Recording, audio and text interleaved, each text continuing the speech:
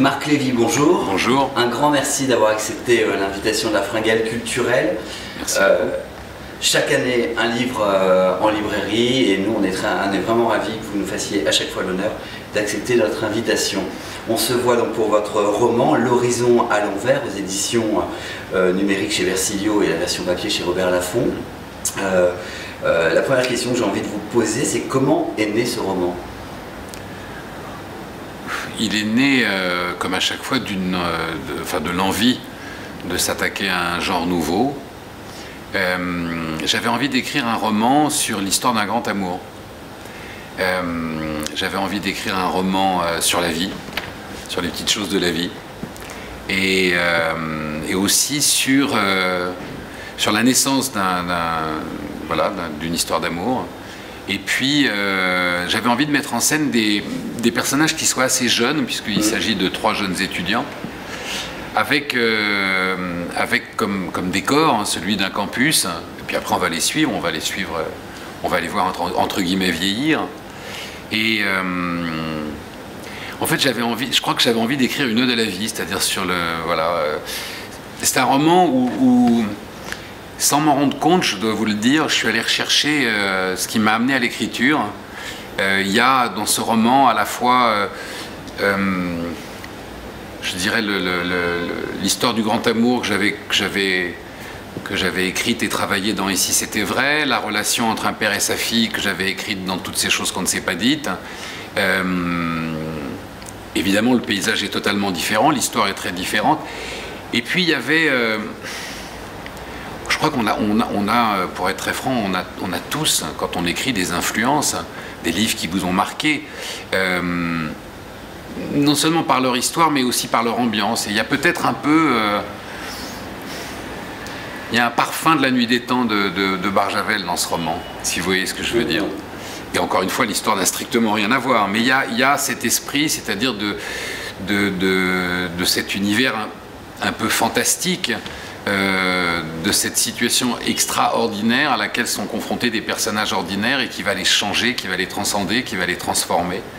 Et puis c'est aussi peut-être un cri d'amour à la jeunesse, parce que quand on est écrivain, en fait, à l'intérieur, on vieillit pas. On reste un éternel adolescent. Jeunesse. Quel regard vous voulez dire? Voilà, oui, c'est ça. Quel regard j'ai sur la jeunesse? Mais moi, je la trouve magnifique. La jeunesse, elle est et surtout ce que je trouve magnifique pour la jeunesse d'aujourd'hui, et d'ailleurs c'est une grande partie du roman, c'est à contrario de ce que l'information nous donne comme sensation, c'est que l'avenir est extraordinaire. L'avenir est plein de promesses, et on parle très peu à la jeunesse de la promesse de cet avenir.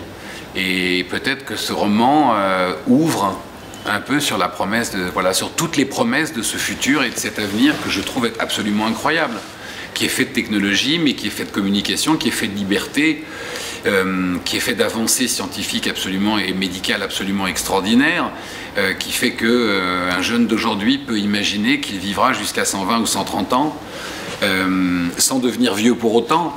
Et donc voilà, je trouve ça tout ça est très très enthousiasmant. Alors du coup, vous êtes très positif par rapport à l'époque qu'on vit, dans ce roman en tout cas. Oui, mais oui. C'est un petit peu à l'envers de ce qu'on entend. D'où le titre, L'Horizon à l'envers. Ouais. Mais bien sûr, on a toujours le choix de voir la bouteille à moitié pleine ou la bouteille à moitié vide, mais je trouve qu'un roman...